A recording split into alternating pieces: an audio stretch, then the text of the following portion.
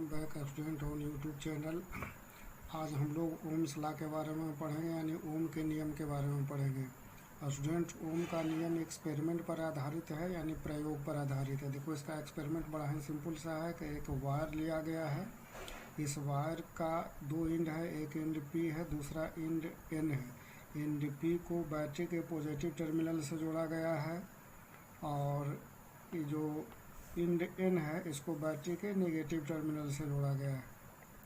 तो ऐसा करने से इस वायर में करंट फ्लो करने लगता है, यानी सर्किट में करंट फ्लो करता है, ऐसे करंट फ्लो करता है। जैसा कि हम लोग जानते हैं, पिछले क्लास में पढ़े थे, इस तरीके से करंट फ्लो करता है। अब देखो, अगर यहाँ पर भी वोल्ट का बैटरी है तो इसका मतलब ये होता है कि एंड पी बैटरी के पॉजिटिव टर्मिनल से जोड़ा गया है, तो पी पॉइंट का जो पोटेंशियल होगा भी के बराबर होगा, और एंड एन को यानी किनारा एन को नेगेटिव टर्मिनल से जोड़ा गया है, तो किनारा एन का पोटेंशियल 0 होता है, ऐसा माना जाता है। यानी कि अगर यहाँ पर 2 वोल्ट का बैटरी है तो यहाँ का पोटेंशियल 2 वोल्ट होगा, यहाँ का पोटेंशियल 0 वोल्ट। अगर यहाँ पर 6 वोल्ट का बैटरी लेंगे तो यहाँ का पोटेंशियल 6 वोल्ट होगा, यहाँ का पोटेंशियल 0 वोल्ट। यहाँ पर अगर 10 वोल्ट का बैटरी रहेगा तो यहाँ का पोटेंशियल 10 वोल्ट, यहाँ का पोटेंशियल 0 वोल्ट। इस तरीके का कन्वेंशन चलता है। तो इसमें देखा गया, एक्सपेरिमेंट में देखा गया है, यानी साइमन ओम एक साइंटिस्ट थे, उन्होंने एक्सपेरिमेंट किए थे। तो उन्होंने अपने एक्सपेरिमेंट में देखे कि अगर यहाँ वोल्टेज बढ़ाते हैं तो करंट बढ़ जाता है। यानी कि यहाँ पर अगर 2 वोल्ट का बैटरी रखते हैं तो 2 एम्पियर का करंट फ्लो करता है। 10 वोल्ट का बैटरी रखते हैं तो 10 एम्पियर का करंट फ्लो करता है। 12 वोल्ट का बैटरी रखते हैं तो 12 एम्पियर का करंट फ्लो करता है। यानी सर्किट में यहाँ पर जो बैटरी के दोनों टर्मिनल का वोल्टेज का मान बढ़ाते हैं तो इसमें जो करंट प्रवाहित होता है, करंट का मान बढ़ जाता है। यानी वोल्टेज बढ़ाने से करंट बढ़ता है, वोल्टेज घटाने से करंट घटता है। यानी कि यह वोल्टेज इस विद्युत धारा के समानुपाती है, यानी डायरेक्टली प्रोपोर्शनल है। इसलिए यहाँ पर लिखा है कि भी समानुपाती आई, और इसी स्टेटमेंट को लिखा गया है। इस एक्सपेरिमेंट में एक चीज़ और ख्याल रखेंगे, इस कंडक्टर के टेम्परेचर में यानी तापमान में कोई परिवर्तन नहीं करना है। यानी कि इस चालक के तापमान को नियत रखते हुए वोल्टेज के मान को बढ़ाएंगे तो करंट का मान बढ़ जाता है।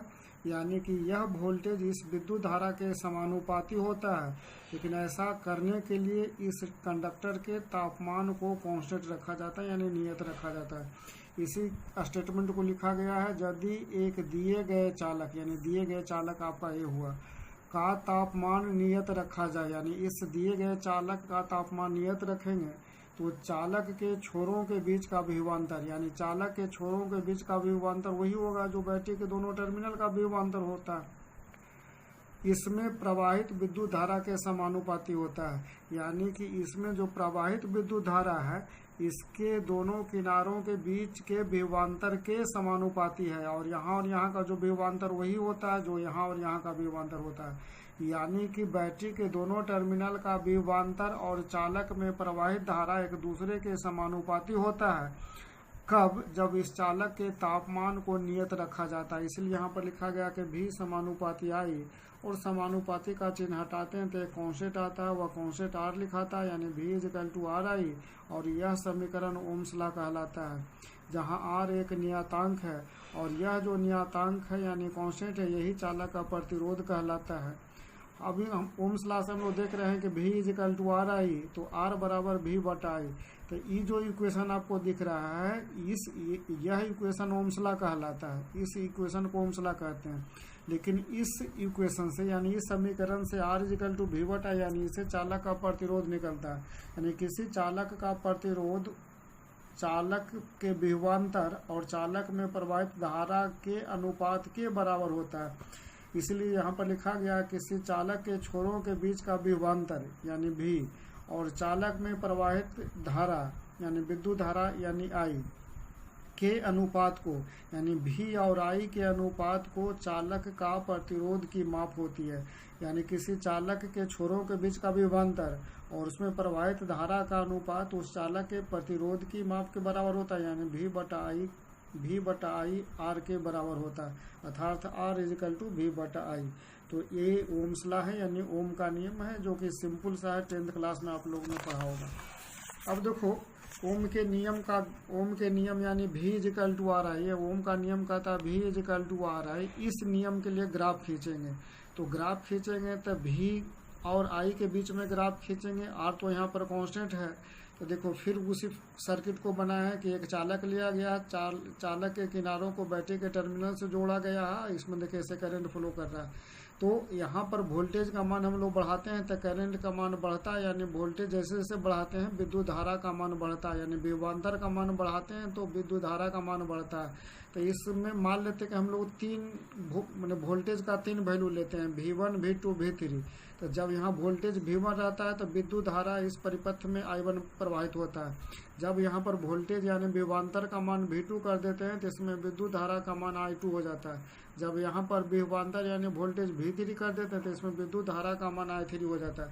इसलिए लिखा गया कि लेट यानी मान लिया कि I1 बराबर चालक में विद्युत धारा जब विभवांतर V1 है, यानी विभवांतर यहाँ V1 रखेंगे तो विद्युत धारा I1, विभवांतर V2 तो विद्युत धारा I2 और विभवांतर V3 तो विद्युत धारा I3। तो हम लोग को 3 वो पॉइंट मिल गया, यानी कि I1 V1, I2 V2 और I3 V3। तो इसमें V को पहले लिखा गया था, जिसको पहले लिखा जाता है उसको बाई अक्ष पर दिखाया जाता है, I को बाद में लिखा गया है और जिसको बाद में लिखा जाता है उसको एक अक्ष पर दिखाया गया है। तो I और V के बीच में यानी 3 point I1 V1, I2 V2 और I3 V3 और तीनों पॉइंट को जब मिलाया जाता है तो एक सरल रेखा प्राप्त होता है। तो देखिए एक सरल रेखा यानी स्ट्रेट लाइन है।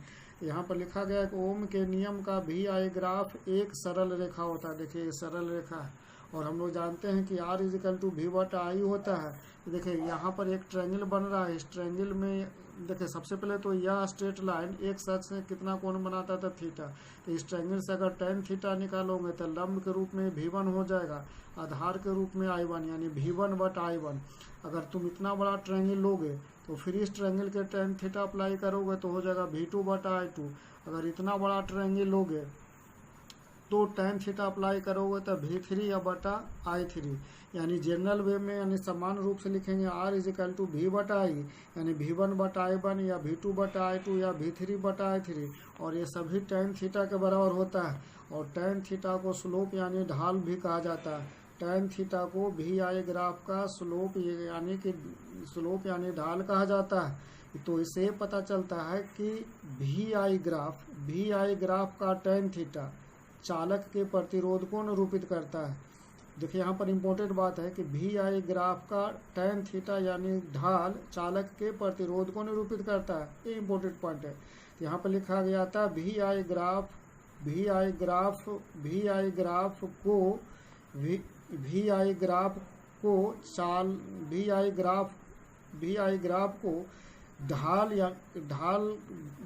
ग्राफ के ढाल को यहाँ को होगा अतः भी आई ग्राफ के ढाल को चालक के प्रतिरोध के मान को निरूपित करता है। यानी ऐसे याद रखना है कि भी आई ग्राफ का जो ढाल है चालक के प्रतिरोध को निरूपित करता है।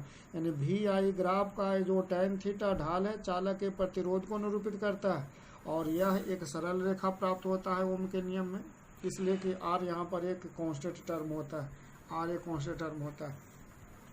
यहाँ पर 2 एग्जाम्पल दिखाया गया कि 2 चालक लिया गया, एक चालक A है दूसरा चालक B है। चालक A को बैटरी के टर्मिनल से जोड़ा गया, चालक B को भी बैटरी के टर्मिनल से जोड़ा गया। इसमें भी विद्युत धारा प्रवाहित हो रहा है, इसमें भी विद्युत धारा प्रवाहित हो रहा है। तो चालक A का भी आई ग्राफ खींचे तो मान लिया कि ऐसा स्ट्रेट लाइन आया, ऐसा सरल रेखा आया। चालक B का भी आई ग्राफ खींचे तो मान लिया कि ऐसा सरल रेखा आया। दोनों चालक का भी आई ग्राफ एक ही अक्ष पर दिखाया गया। तो E वाला सरल रेखा है चालक A का भी आई ग्राफ और A वाला सरल रेखा है यानी सरल रेखा B है चालक B के भी आई ग्राफ को। देखिए चालक A का जो भी आई ग्राफ जो है, चालक A का जो भी आई ग्राफ है यानी सरल रेखा I वाला अक्ष यानी एक से थीटा एक कोण बनाता है। और चालक B का जो भी आई ग्राफ का जो सरल रेखा है जो एक से थीटा B कोण बनाता है। तो यहाँ पर लिखा गया है कि RA का मतलब हम लोग यहाँ पर देख रहे हैं कि R का मतलब प्रतिरोध tan थीटा के बराबर होता है। तो चालक A का प्रतिरोध RA बराबर tan थीटा यानी चालक A के प्रतिरोध को निरूपित करता है। RB का मतलब चालक B का प्रतिरोध tan थीटा B के बराबर होगा यानी चालक B का प्रतिरोध। तो इस फिगर से दिख रहा है कि थीटा ए और थीटा B में अगर तुलना कीजिएगा तो थीटा ए से बड़ा दिख रहा है, यानी दिख रहा है कि theta B greater than theta A. अब दोनों और tan लगा देंगे, तो यहाँ पर tan लगा देंगे, tan थीटा बी बन जाएगा, यहाँ पर tan थीटा ए बन जाएगा। और tan theta b r b यानी चालक बी के प्रतिरोध को निरूपित करता है, और tan theta A R A यानी चालक ए के प्रतिरोध को निरूपित करता है। तो इस तरीके से इस ग्राफ से दोनों चालक के प्रतिरोध को हम लोग तुलना कर सकते हैं। तो ए भी आई ग्राफ है ओम्स लॉ का, जो कि इम्पोर्टेंट है, तो ऑब्जेक्टिव एग्जाम में पूछा जाता है। ये रिलेशन आपको याद रखना है कि जिसका tan थीटा ज़्यादा होगा उसका प्रतिरोध ज़्यादा होगा। अब ओम के नियम का डेरिवेशन करेंगे, यानी ओम के नियम प्राप्त करना, यानी डेरिवेशन ऑफ ओम्स लॉ। अभी जो ओम्स लॉ पढ़े एक्सपेरिमेंट पर आधारित था, अब ओम का नियम यानी V = RI को मैथमेटिकल फॉर्म से यानी गणितीय विधि से प्राप्त करेंगे। ये बोर्ड के एग्जाम में पूछा जाता है कि ओम के नियम को गणितीय विधि से प्राप्त करें। देखिए, ओम के नियम को गणितीय विधि से प्राप्त करें, उसी को डेरिवेशन कहा जाता है। तो इसके लिए हम लोग क्या किए कि एक चालक के लिए चालक के किनारों को बैटरी से जोड़ दिए। बैटरी V वोल्ट का है, चालक का लंबाई L है, और जैसा कि हम लोग जानते हैं कि चालक में लैटिस होता है, मुक्त इलेक्ट्रॉन होता है। जैसे चालक से जोड़ते हैं इसमें विद्युत क्षेत्र स्थापित होता है और विद्युत धारा प्रवाहित होता है, कि जैसा पिछला क्लास में बतलाए थे। तो यहाँ पर मुक्त इलेक्ट्रॉन इस दिशा में मोशन करता है ऐसे ऐसे, और विद्युत क्षेत्र इस दिशा में स्थापित होता है, यानी चालक में विद्युत क्षेत्र जिस दिशा में स्थापित होगा, इलेक्ट्रॉन उसके विपरीत दिशा में एक औसत वेग से गति करता है। उस औसत वेग को उसका अपवाह वेग या समान वेग कहा जाता है, जिसको VD से निरूपित करते हैं, और विद्युत धारा इस तरीके से प्रवाहित होता है। यहाँ पर लिया गया है, यहाँ पर मान लिया गया कि L चालक की लंबाई, इस चालक के अनुप्रस्थ काट का क्षेत्रफल, यानी ये वाला क्षेत्रफल का मान यहाँ पर ये है, चालक के अनुप्रस्थ काट का क्षेत्रफल VD, यानी VD का मतलब जो मुक्त इलेक्ट्रॉन का जो वेग है, यानी VD मुक्त इलेक्ट्रॉनों का संवहन या अपवाह वेग को निरूपित करता है। और जैसा कि पहला क्लास में बतलाए थे, कोई भी मेटल का चालक लेते हैं तो इसके यूनिट वॉल्यूम में यानी एकांक आयतन में मुक्त इलेक्ट्रॉनों की संख्या बहुत सारा होता है। यहाँ पर स्मॉल n यानी छोटा n जो निरूपित कर रहा है चालक के एकांक आयतन में मुक्त इलेक्ट्रॉनों की संख्या, और E निरूपित करता है चालक में विद्युत क्षेत्र को, और स्मॉल m निरूपित करता है इलेक्ट्रॉन का द्रव्यमान। प्रत्येक इलेक्ट्रॉन का एक निश्चित द्रव्यमान होता है। और टाउ निरूपित करता है मुक्त इलेक्ट्रॉनों का विश्रांति काल। विश्रांति काल के बारे में पिछला क्लास में बताए थे कि एक लैटिस से दूसरे लैटिस तक जाने में इलेक्ट्रॉन को जो समय लगता है, उस समय को उसका विश्रांति काल कहा जाता है। तो स्टूडेंट पिछला क्लास में बतलाए थे कि VD यानी कि अपवाह वेग = I/A होता है, इसको इक्वेशन 1 मान लेंगे। और एक और इक्वेशन बतलाए थे कि VD यानी अपवाह वेग बराबर E × τ/m × E होता है। तो देखिए, इक्वेशन 1 और इक्वेशन 2, अपवाह वेग के लिए इक्वेशन A होता है, अपवाह वेग के लिए दूसरा इक्वेशन A है। तो दोनों इक्वेशन का LHS बराबर है, तो आपस में RHS भी बराबर होगा। तो यहाँ पर लिखा है समीकरण 1 और 2 से दोनों का LHS बराबर, तो RHS को बराबर कर दिए। और फिर यहाँ पर इसके बाद इसको ऐसे लिख दिया गया, इसको ऐसे लिख दिया गया, E बराबर V/L होता है, जैसा कि पिछला क्लास में बतलाते हैं। यहाँ लिख दिया कि V/L, तो V/L बैठा दिए। और यहाँ से क्या किए कि सारा टर्म को इधर कर दिए, यानी कि V का मान निकाल लिए। तो यहाँ से V का मान निकालेंगे, यानी सारा टर्म को इधर कर देंगे, उलट जाएगा, यानी कि V बराबर इतना हो जाएगा। और E वाला जो टर्म है, सारा टर्म M कांस्टेंट है, N कांस्टेंट है, E कांस्टेंट, टाउ, ये सारा कांस्टेंट के बदले सिंगल टर्म इस्तेमाल कर दिए इतना के बदले, और ये सिंगल टर्म है रो। और L/A × I रह गया, जहाँ रो = M/N/E² टाउ, जो कि एक नियतांक यानी कांस्टेंट है। और फिर इतना के बदले हम लोग R इस्तेमाल करते हैं, यानी V = R है। यही ओम का नियम है, जिसमें कि R क्या है, R का वैल्यू होता है रो L/A, चालक का प्रतिरोध। इस टर्म को पहले भी इस्तेमाल किए थे हम लोग, और रो इसके बदले इस्तेमाल हुआ, यानी रो का मतलब होता है M/N/E² × टाउ, जो चालक के पदार्थ का प्रतिरोधकता कहलाता है। आपको इसको याद रखना है, या ऑब्जेक्टिव में पूछा जाता है कि किसी चालक के पदार्थ का प्रतिरोधकता के लिए समीकरण रो = M/N/E² × टाउ होता है। तो ये है ओम के नियम का डेरिवेशन।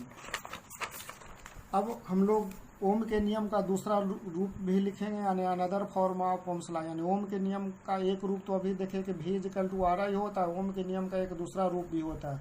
देखिए, हम लोग जानते हैं कि सिंस V = RI, जो कि ओम के नियम का पहला रूप है, और भी के बदले ई इंटू एल लिख सकते हैं। अभी आपको बतलाए थे कि ई बराबर भी बटा एल है, तो तिरछे गुना कर देंगे तो भी बराबर हो जाएगा ई इंटू एल, तो भी के बदले ई इंटू एल बैठा दिए।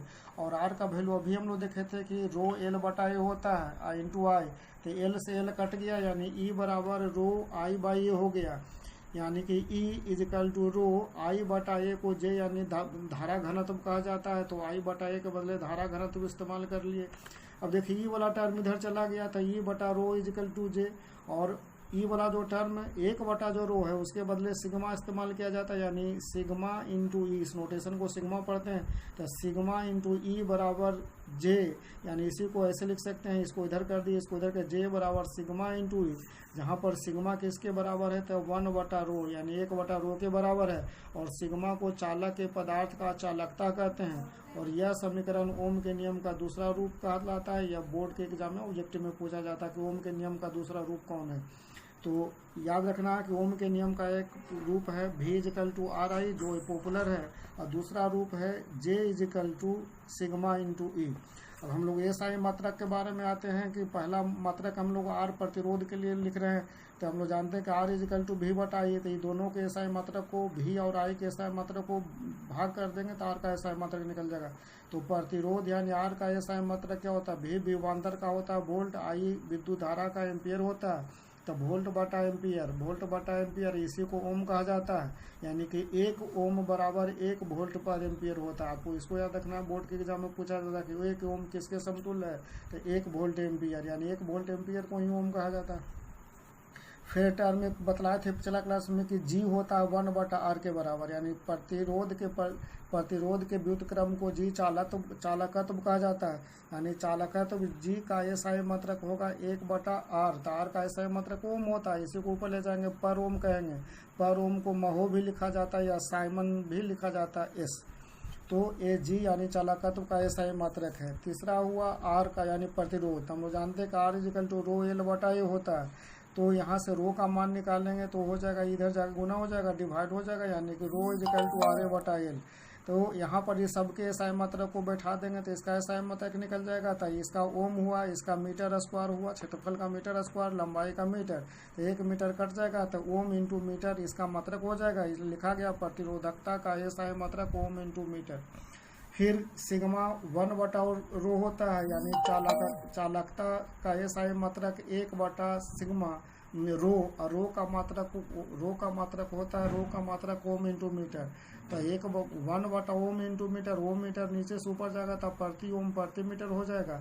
इस तरीके से चालकता का एसआई मात्रक होता है। चारों टर्म का एसआई मात्रक को याद रखना है, इसका डायमेंशन भी होता है, डायमेंशन आपको बाद में बतलाया जाएगा। Thank you for watching the video.